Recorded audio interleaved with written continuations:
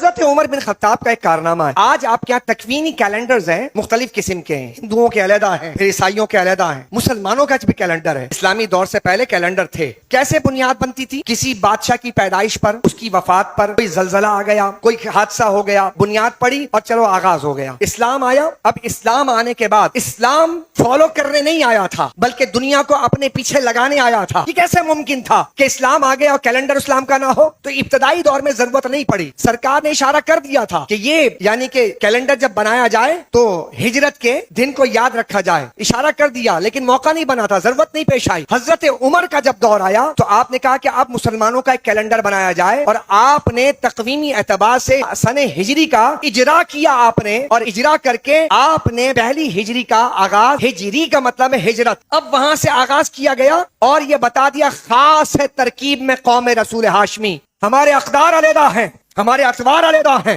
ہمارا کردار علیحدہ ہے. مسلمانوں کو بتایا کہ ہمارے طور طریقے مختلف ہیں، ہم کسی سے متاثر نہیں ہوتے، ہم متاثرین کی جماعت نہیں، ہم مؤثرین کی جماعت ہیں. مسلمانوں غور نہیں کر رہے، متاثر ہو جاتے ہو. تم مؤثر تھے، اثر ڈالتے تھے اقوام پر، تم قیادت کرتے تھے. تو آپ نے کہا یہ کیسے ممکن ہے کہ مسلمانوں کا کیلنڈر نہ ہو؟ سنیے گا، ہم نے پوچھا اقوام اپنا کیلنڈر بناتی ہے تو فتوحات سے، بڑے واقعات سے. تو مسلمانوں نے اپنا کیلنڈر جس میں مسلمان کمزور تھے، ہجرت وطن چھوڑنے کا نام ہے، اقوام عالم فتوحات پر اپنے کیلنڈر کی بنیاد رکھتی ہے، لیکن مسلمانوں نے ہجرت سے اپنے کیلنڈر کی بنیاد رکھی. کیوں؟ یہ اقوام کو کیا میسج دیا گیا؟ یہ بتایا گیا کہ مسلمان پسماندہ تھے، حالات اچھے نہیں تھے، لیکن ایک جماعت عشق رسول میں گودی ہوئی تھی اور آقا سے محبت کرنے والی اپنا سب کچھ چھوڑ کر جب مصطفیٰ کے ساتھ آ گئی تو کہا اس سے بڑی کامیابی کوئی نہیں ہوتی ہے.